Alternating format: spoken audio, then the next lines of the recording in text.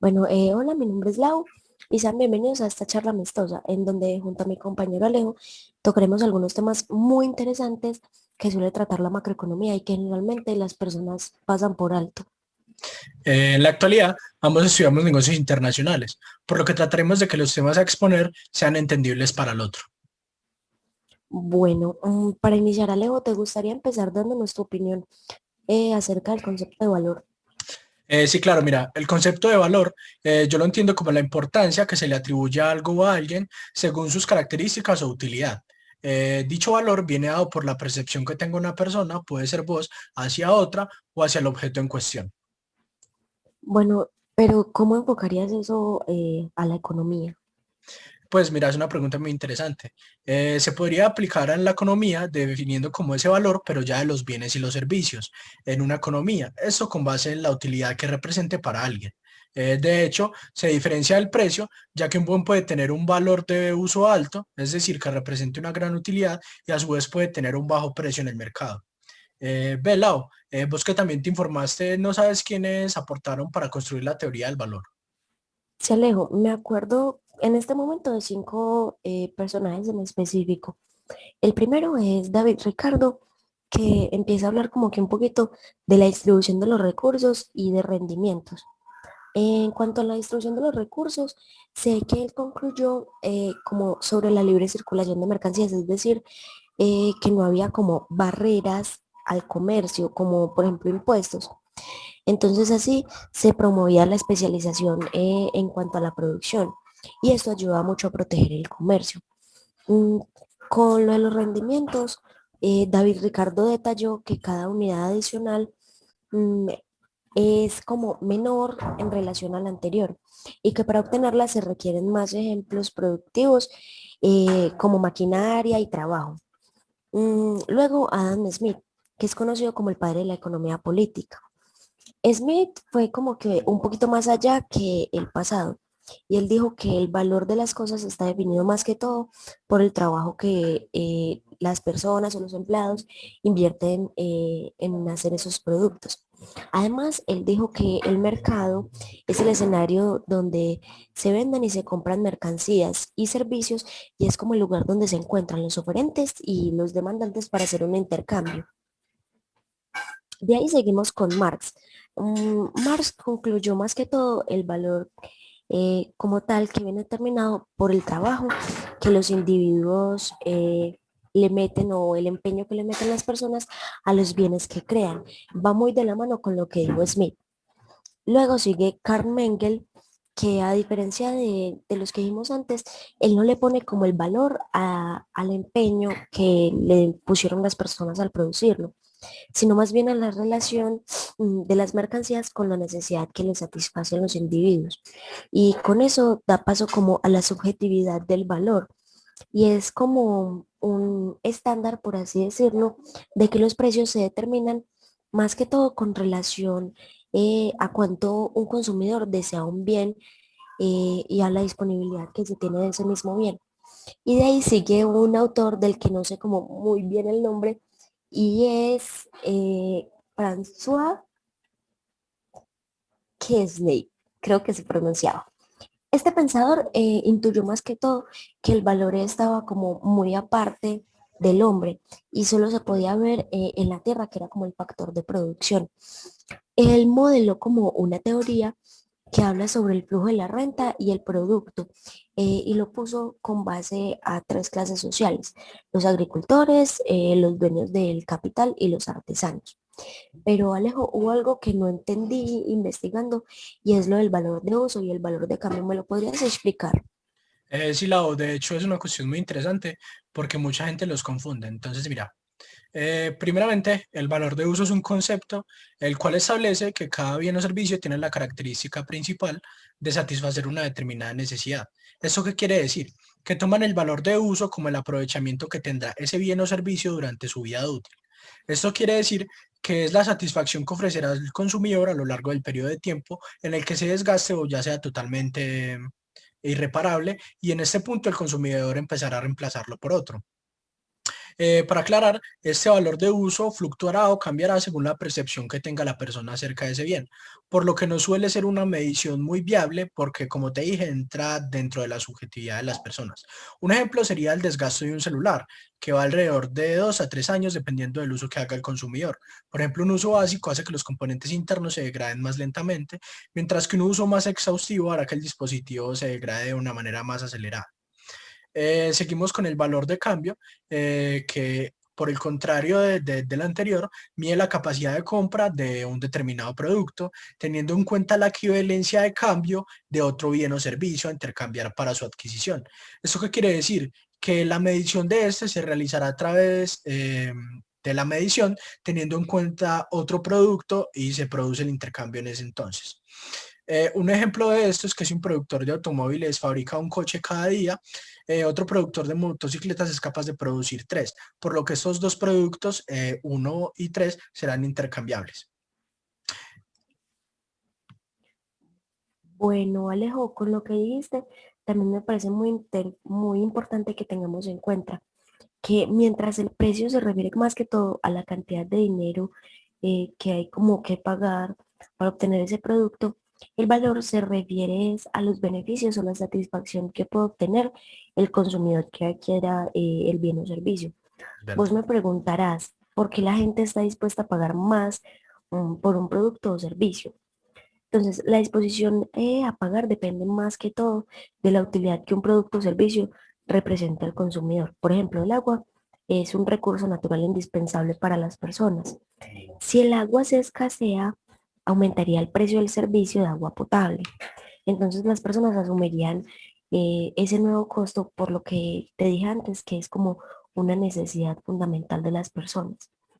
La gente también podría estar muy dispuesta a pagar precios un poco más altos por determinadas marcas en algunos productos. Y aquí entra mucho en juego lo de la calidad de lo producido y el bienestar que conlleve su acceso. Por ejemplo, todos tenemos la necesidad de comunicarnos y por eso nosotros tenemos los celulares. Pero dejando de lado las funciones básicas que son pues llamar y contestar llamadas, el mercado es capaz de ofrecer como muchas más funcionalidades como redes sociales, apps, juegos y cosas que hagan que al consumidor le aumente como las ganas de tener ese celular y por eso pagar un poquito más. Entonces, de esa forma, las personas pagan un poquito más por aquello que les produzca mayor bienestar o que les represente mayor satisfacción, siempre y cuando sean capaces de pagarlo.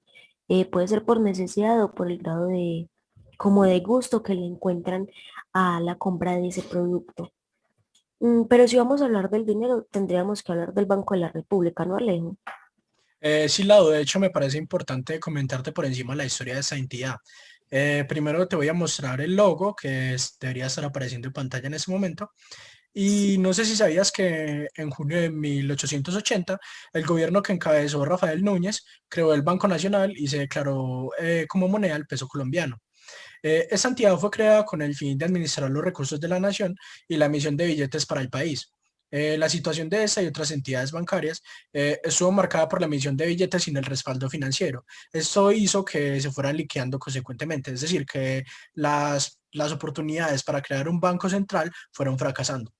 Para 1923, ante el caos imperante de la República, el gobierno de Pedro Nelo Ospina contrató la asesoría del profesor estadounidense Edwin Walter Kemmerer, que fue un prestigioso economista que encabezó el primer estudio realizado sobre las nuevas formas de producción, análisis de cámaras de comercio y sociedades de agricultores y comerciantes.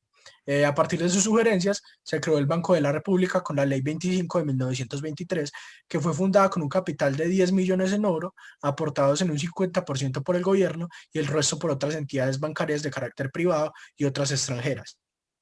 Esta entidad fue pilar integral en la conformación económica e institucional de nuestra nación, sin olvidar que desde 1939 fue un gran motor cultural, creando entidades como el Museo del Oro, la Biblioteca de Luis Ángel Arango y la multitud de centros de conmemoración histórica. Pasamos con los objetivos principales, ya más resumidos. El primero es actuar como banco del Estado. Seguimos con controlar la emisión de la moneda, recibir consignaciones y otorgar préstamos a los bancos comerciales y de gobierno, manejar la política monetaria y financiera del país y efectuar transferencias con los demás países del mundo, entre otras funciones. Seguimos con los integrantes. Como principales tenemos a los gerentes, que está Leonardo Villar, Armando Barpas, Marcela Ocampo. Dentro de la junta directiva tenemos a Alberto Carrasquilla, Leonardo Villar, Carolina Soto, Roberto Steiner, Viviana Taborda y Mauricio Villamizar. Seguimos con los subgerentes. Tenemos a la subgerente cultural, que es Ángela María Pérez, un subgerente de estudios económicos, un subgerente de política monetaria e información económica, que es Juan José Ospina, la subgerente de riesgos, que es Marcela Villegas, el subgerente de sistemas de pago y operación bancaria, que es Andrés Mauricio Velasco, la subgerente financiera, Luisa Silva, el subgerente general Luis Franco Rivas, el subgerente industrial Néstor Eduardo Piezas y por último la subgerente monetaria de inversiones internacionales. Con lo anterior que te conté, Lau, ¿por qué considerarías que el Banco de la República es tan importante para la economía colombiana? Pues Alejo, la verdad pienso que el Banco de la República es importante porque controla la cantidad de dinero que circula en el país, puesto que pueden surgir como muchos problemas económicos que afecten a todos en cuestiones como lo es la inflación.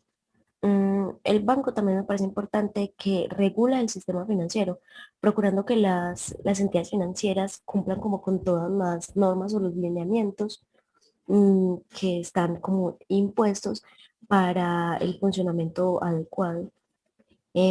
También vigila como el sistema cambiario que busca más que todo mantener en un nivel adecuado el valor del peso frente a las otras monedas extranjeras, especialmente el dólar, pues que es como la moneda que manejamos a nivel mundial.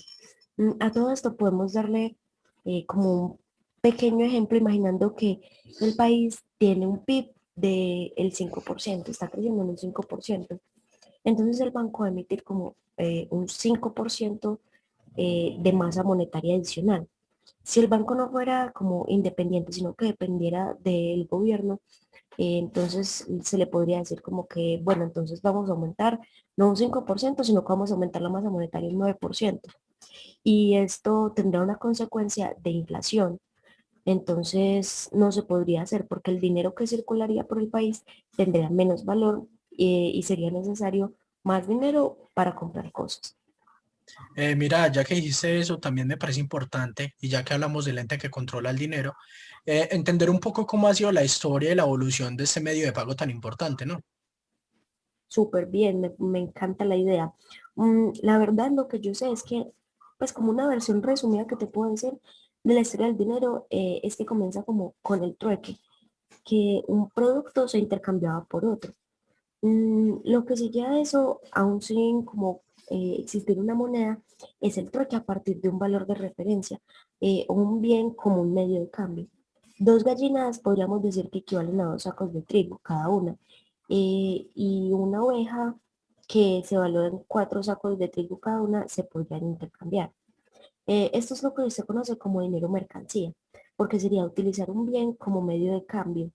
Eso facilitaba mucho, la verdad, los procesos porque entonces no había como disposiciones monetarias. Pero era muy difícil hacer las cosas porque no había como, había que encontrar una disposición o un producto que estuviera como de referencia para ese intercambio.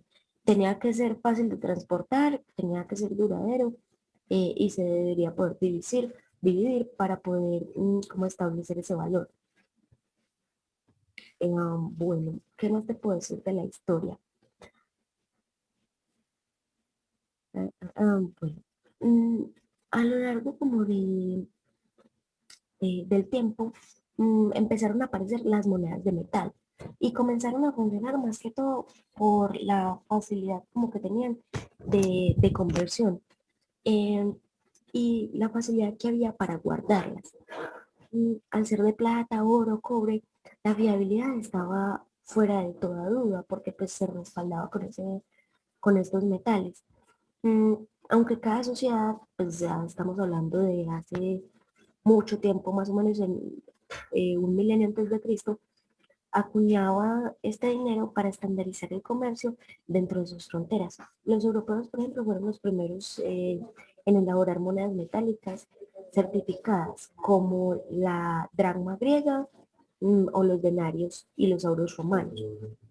Con el tiempo, las monedas se fabricaron con materiales menos nobles que pesaran como un poco más y fueran un poquito más fáciles de guardar en un bolsillo, pero que estuvieran iguales, respaldadas por un bien tangible que diera como confianza del emisor que estaba dando las monedas. Ese modelo rigió hasta hace, la verdad, muy poco y se institucionalizó en el siglo XIX con el patrón oro como metal de referencia para establecer el valor del dinero. No obstante, a lo largo de la historia encontramos como muchas ocasiones eh, en la, en la que los diferentes objetos fueron utilizados como dinero mercancía, fruto pues de la necesidad del momento, porque no había como valorizar la moneda, sino que se necesitaba hacer el intercambio. El patrón oro se dio como más o menos entre 1870 y 1913 y fue como lo que reguló el sistema monetario internacional.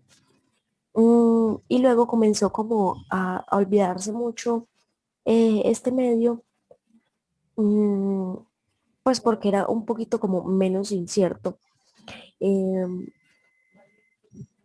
el dinero, la verdad, tiene como una historia mucho más larga, porque desde hace algunos años empezó como la digitalización de las monedas en la sociedad. Mm, entonces empezaron a llegar los medios de pago electrónico más o menos a partir de 1990. Este tipo de dinero, la verdad, se puede utilizar para pagar bienes y servicios a través de Internet o de otros medios electrónicos. Básicamente funciona con que se recibe una autorización del comprador para que se realice el pago y el vendedor se pone en contacto con el banco emisor y recibe como la transferencia del dinero. Lo último que conocemos del dinero son las criptomonedas, que son medios digitales de intercambio y se tratan de una moneda virtual que utiliza como un cifrado en las operaciones para las transferencias de dinero o el pago de un determinado producto o servicio. La verdad, la primera criptomoneda fue el Bitcoin y fue hace muy poquito que empezó a funcionar desde 2009. Anteriormente mencionaste algo sobre el dinero fiduciario, pero no explicaste concretamente qué es, por lo que me parece importante decir que las monedas y los billetes fiduciarios no basan su valor en la existencia de una contrapartida en oro, plata o cualquier metal noble o valores, ni en su valor intrínseco, sino simplemente en su declaración como dinero por el Estado y también en el crédito y la confianza que tengan las personas que en él. Sin esta declaración, la moneda de hecho no tendría ningún valor. Esto quiere decir que en el caso del euro, su valor que está respaldado por la autoridad que tiene el Banco Central Europeo se devaluaría y también ocurriría lo mismo con el dólar y la Reserva Federal en los Estados Unidos. Mira, creo que a partir de lo anterior debemos tener claro el concepto del valor intrínseco. No sé si me puedas explicar de manera sencilla cuándo algo tiene valor intrínseco y cuándo no. Bueno, Alejo, lo del valor intrínseco es como si fuera un precio teórico o un valor fundamental que le podemos dar a un bien o un servicio. Es como un valor que se obtiene teniendo en cuenta todos los componentes que rodean a ese activo o que se vieron involucrados con el activo.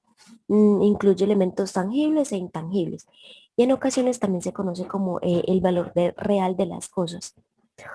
También se dice que el valor intrínseco es aquel que un inversor racional, por así decirlo, completamente informado sobre todo como lo que pasó con el activo, está dispuesto a pagar por el mismo. Eso sí, depende mucho de la complejidad del activo. Es como más fácil o más difícil estar completamente informado de todo lo que ha pasado con ese mismo activo. Un ejemplo que te puedo dar es, por ejemplo, valorar a las personas por lo que son, por lo que transmiten, no como hay, bueno, la profesión, la situación social, el extracto, la amistad que se tiene con ella, sino puntualmente por lo que es y por lo que demuestra. O la otra opción es valorar un paisaje por lo que es. Vos ves un paisaje y dices, uy, qué bonito, no es como que vos le veas algo más allá, ni examines cosas más allá, sino que te dejas impresionar por ese paisaje. Así mismo es con los billetes, porque no tienen un valor intrínseco puntualmente, sino que si no hay confianza en las autoridades, ni hay como un acuerdo social, ni se tiene como respaldar el dinero, la verdad, un billete no es más que un papel ahí impreso. Bueno, con este último podemos dar por concluida la charla. Fue un espacio muy enriquecedor que esperamos se repita. Le doy muchas gracias a mi compañera Lau por sus aportes. Muchas gracias a ti también, Alejo. Espero que los conocimientos y lo que hablamos hoy sean muy provechosos para nuestro futuro. Hasta la Hasta la próxima, muchas próxima. gracias.